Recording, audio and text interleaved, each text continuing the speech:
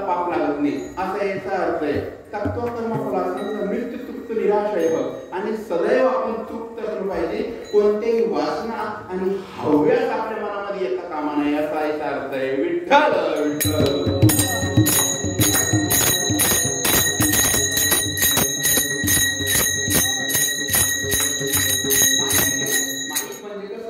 संसारच एक प्रकारचा मृगजळासारखा आहे.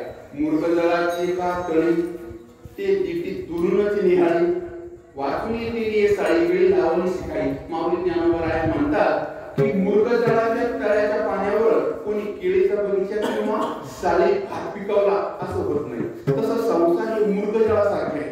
मग तुम्ही म्हणसाल महाराज आम्ही संसार करायचा नाही का? संसार करायचा पण कसा करायचा त्यासाठी परमाने संसारी असावे असुनी नसावे.